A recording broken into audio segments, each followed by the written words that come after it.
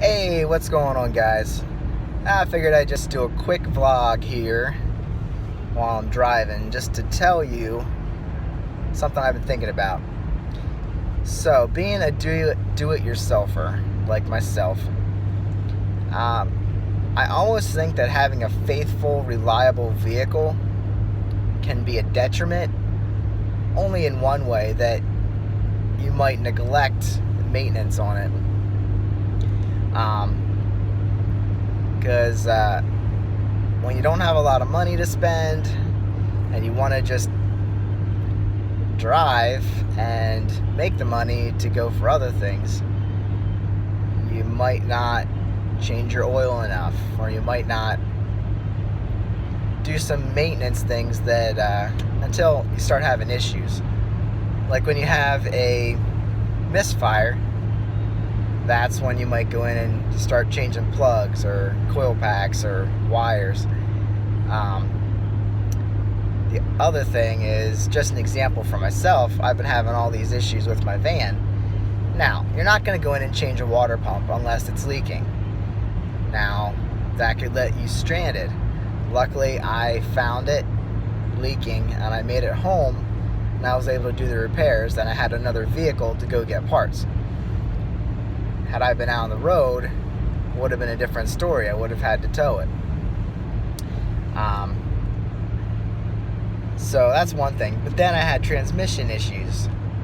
I bought the van with 52,000 miles, and I've driven it to 180,000 miles. Now, transmissions have always scared me. I didn't want to dig into them. I didn't want to touch them if they were behaving.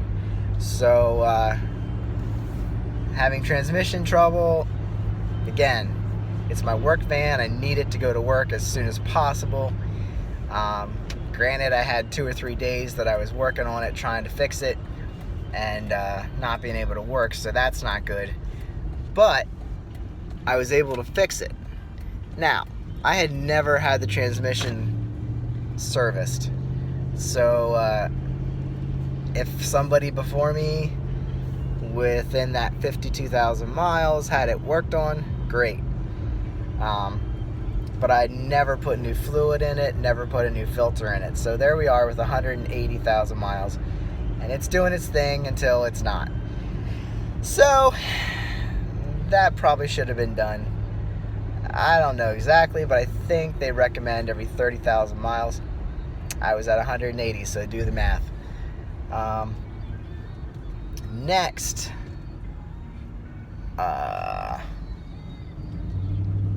so anyway, it was doing its thing, and every now and again I noticed that it was doing something funky.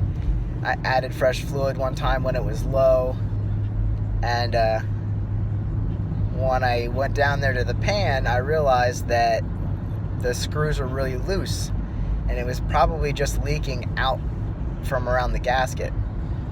When I pulled it down, the gasket was an old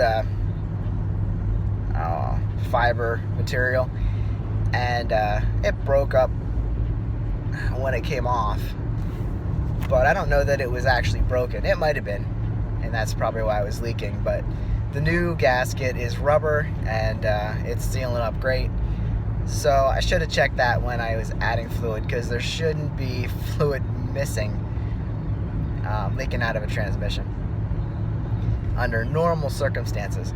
So yeah, I mean, for me, I need to do better on maintenance, and that's what I'm probably just trying to tell you. Maintenance your vehicles so that they don't give you issues, and you take care of them, and they'll last a long, long time. There's always things that break, but you can help to solve some issues yourself. What else? Yeah, so anyway, the van is shifting smoother than I remember. Putting it in park and stuff used to be it wasn't bad. That's why I never thought anything of it. But now when you shift it, it is smooth as butter. Into park, into reverse, it doesn't jerk at all. So change your fluid and your filter, and maybe some of that will be a little better. It'll be better on your equipment anyway. So yeah, I mean, keep your oil changed, your transmission fluid changed, check for leaks. If you're losing fluid somewhere, follow it. Another thing I did before, I never changed coolant on a Mazda Protege that we owned. And I bought it with 12,000 miles. And my wife had some overheating issues when she was in another state. So I ran down and towed it back. And all I ended up doing was changing the fluid in it. And I might have done a thermostat, but that's it. It never actually acted up when I was driving it. It was just, I think the fluid was toasted. So yeah, make sure that your coolant is changed out also. Check your manufacturer's recommendations, but just do the easy stuff that you can do to keep it going better, and you'll probably make out a lot better. So anyway, that's probably enough for today, and I'll catch up with you guys later. Good luck in your do-it-yourself repairs, and have fun doing it. Catch you later.